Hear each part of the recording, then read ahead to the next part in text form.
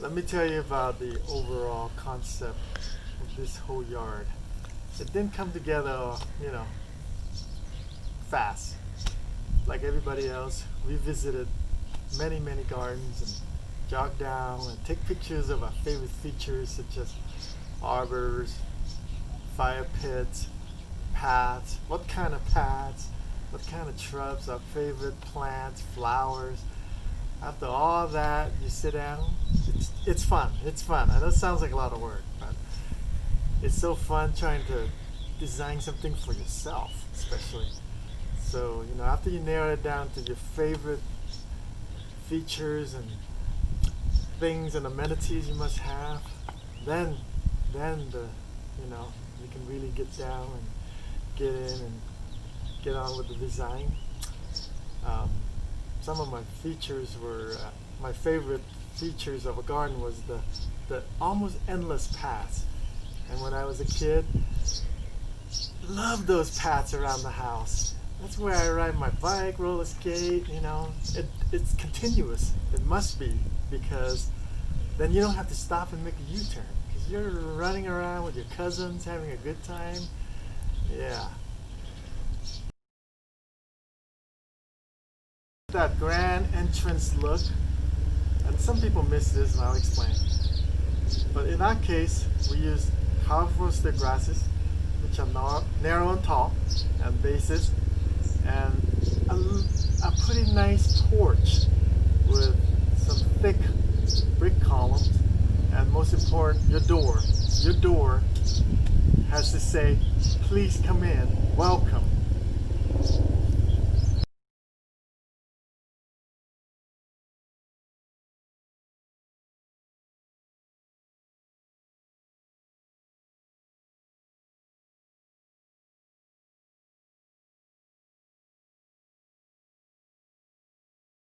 And we went to Cook's Nursery, and one of the gentlemen there helping us said, "You need these beautiful black lace." And I didn't know what it was because I've never really noticed.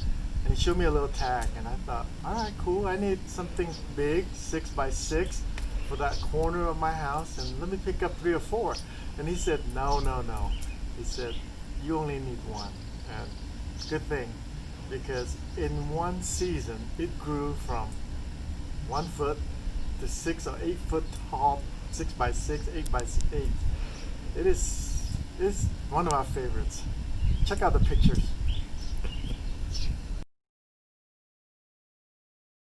For the first plant selection in the first planter, it was easy. We live so close to the Young Living lavender farms. It's just fields and fields of beautiful lavenders. So easy choice. Gotta have that, a piece of that. So number 1 planter, lavenders. And bonus, it is so thick and beautiful. It keeps out the weeds, most of the weeds and the morning glories that we love so much.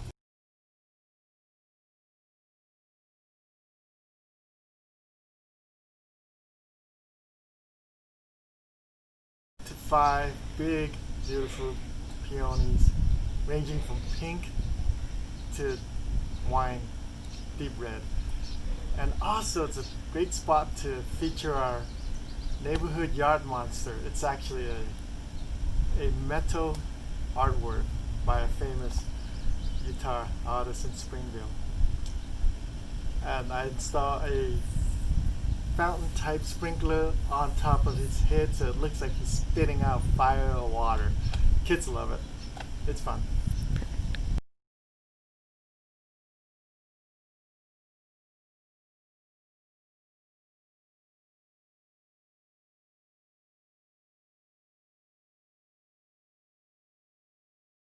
Our favorite family trip ever was our son Seth's graduation and his cousin Rocky to Washington, D.C.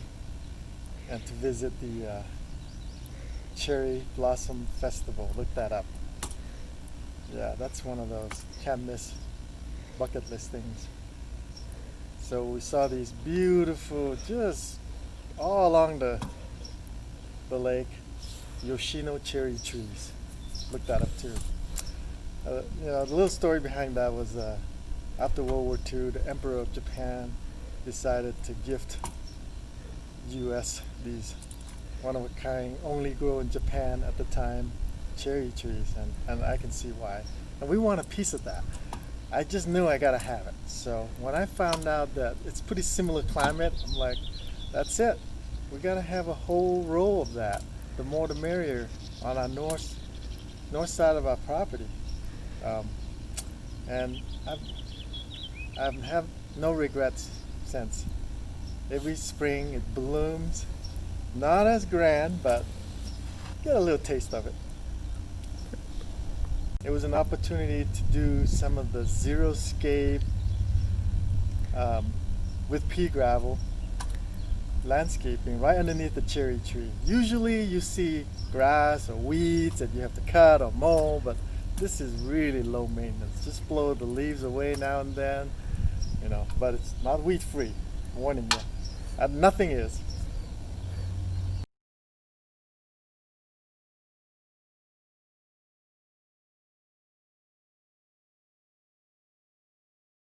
The front pathway that leads from the front of the house around the south to the backyard for easy entrance to the back is lined with pavers, and my favorite, or one of our favorite plants, is the Japanese maple. You know what I'm talking about, those flaming red Japanese maples. And I have a good story on that because I'm Asian, obviously. Asians are superstitious, obviously. We all need luck. The more the merrier. And I have exactly 7 Japanese maple plus 1 black lace. That is a formula. Look it up. 7 plus 1. Have you ever visited a Chinese restaurant? There's a goldfish in the front. If you count, there's exactly 7 red fish and 1 black fish. Goldfish. I challenge you to notice that next time you go to a Chinese restaurant with a goldfish tank in the front.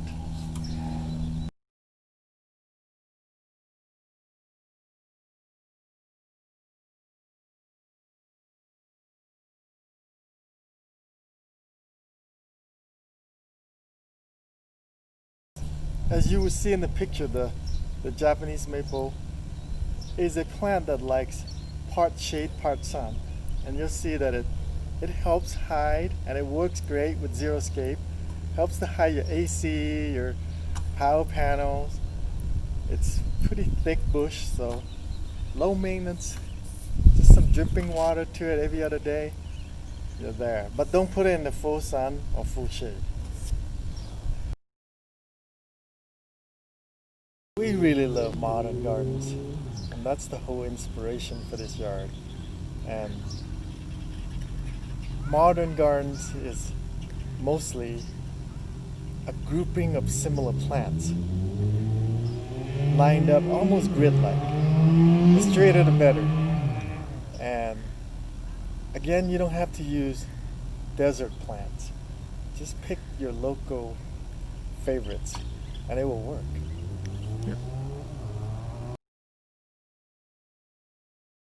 Sage.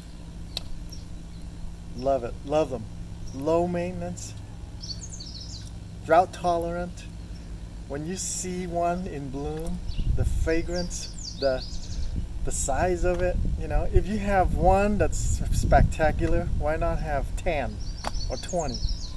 And that's what we did. We had this section of the yard that's like, we're not gonna be walking in those, so perfect for xeriscaping again. And it looks like a field. Check it out.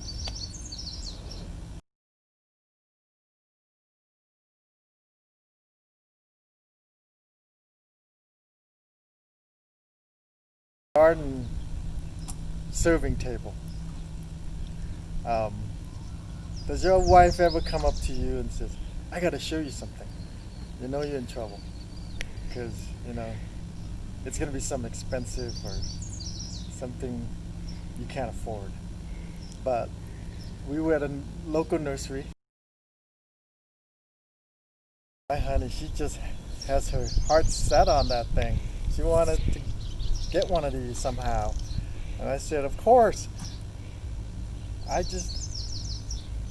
thought a minute and I thought, oh yeah, I have leftover galvanized beams left over from my Arbor project. I was trying to figure out what to do with those. I was going to give it away, but now there's a good use for it, so it's a sign.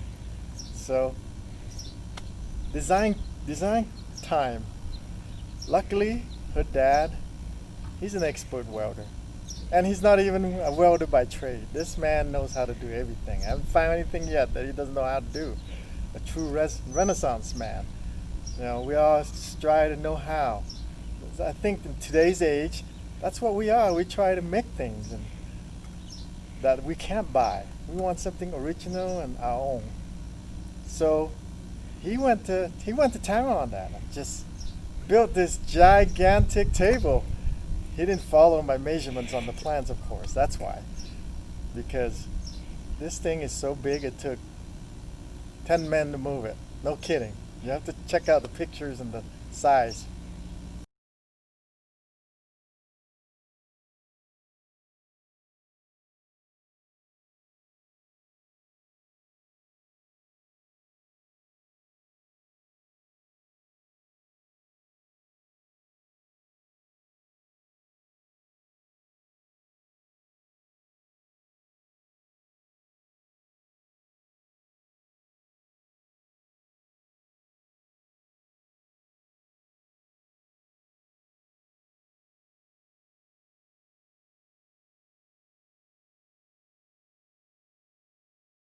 Things in any beautiful garden are their arbors. And then no gardens is a garden without one. So I gotta have one. I gotta have one. It's just the design, the shape, the size. That's the part that you gotta figure it out. So I had it all designed, made out of wood, and wisterias is one of my plants that I wanted to wrap around and drape it. And I heard that those are super strong, powerful plants. They rip wood apart in 10 years. I've seen it. So I noticed a few of the gardens have metal arbors. And that's where I decided, let's do metal. Got it. And trying to figure out and engineer the shape. I've called welding shops, fabrication places, and got my prices. And then one day I came across a surface pile of metal beams, 6" by 6", and kind of like your Craigslist. And the price was right. So I know I could do something cool with that.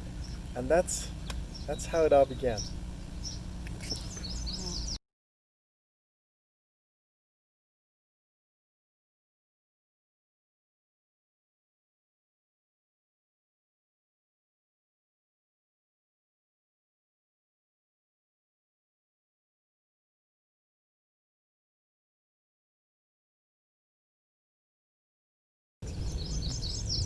The other reason that I love having paths all over and continuous again was Tom, who uses a wheelchair, and every year he comes and visits me, and we love him.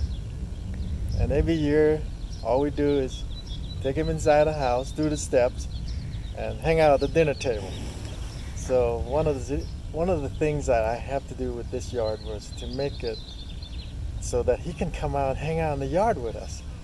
That's the other big reason for this path, is I would say the 50% of how I came up with the design, that all the paths are continuous.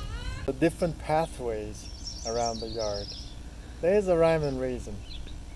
I pick a smoother stones and paver materials where we will be using at high traffic, because you don't want to trip, and you want kids to play on it.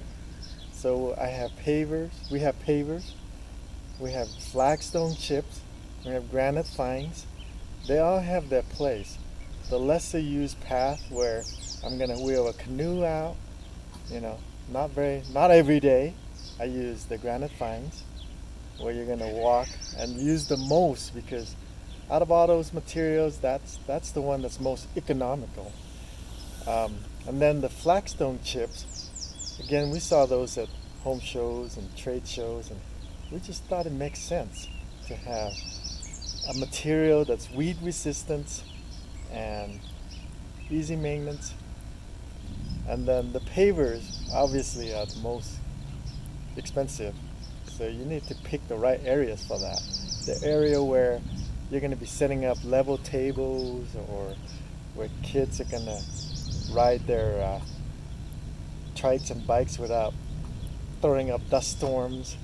So it all come together the way I want it mostly.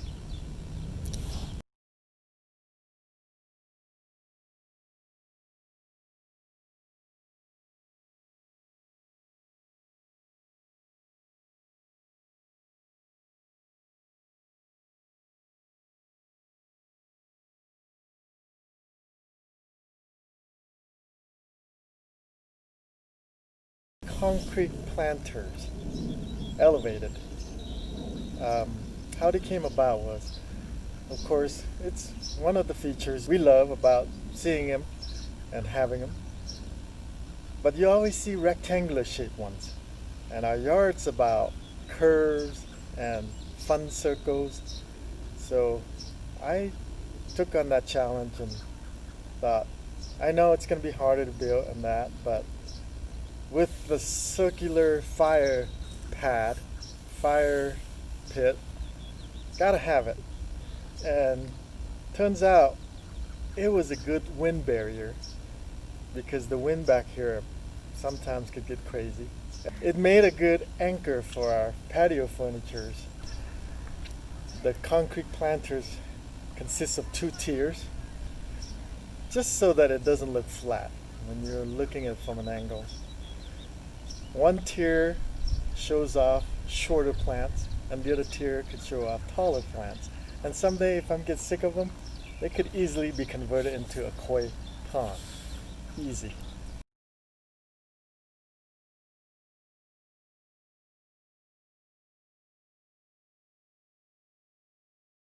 I'll tell you about the roses behind me.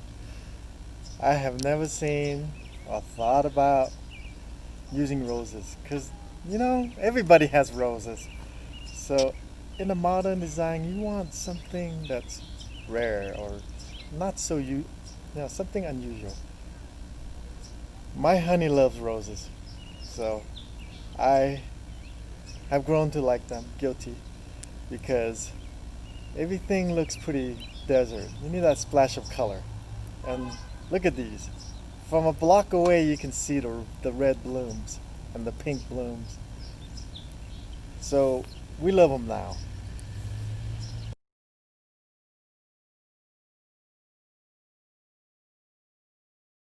Different patios in the yard. I think I can call it out to about three. First, you have the landing right off the deck, where naturally it has to be a level place where you can have a buffet table. So that's the first patio, and maybe seating. And then the other patio, I'm calling it patio, but it's actually a fire pit lounge area.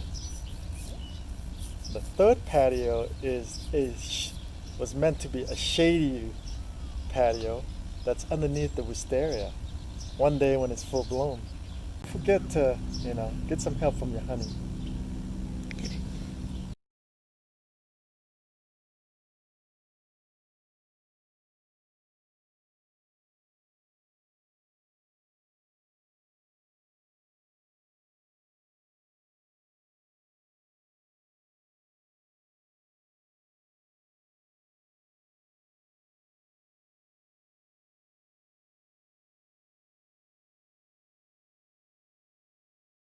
Are you guilty like me? You browse through that restoration hardware catalog and you just love their fire pits. You're like, I gotta have one, right? So we almost pulled the trigger and buy one, but when I found out locally that there's a place in Sandy that makes these. And I thought, you know what, I'm a believer in that.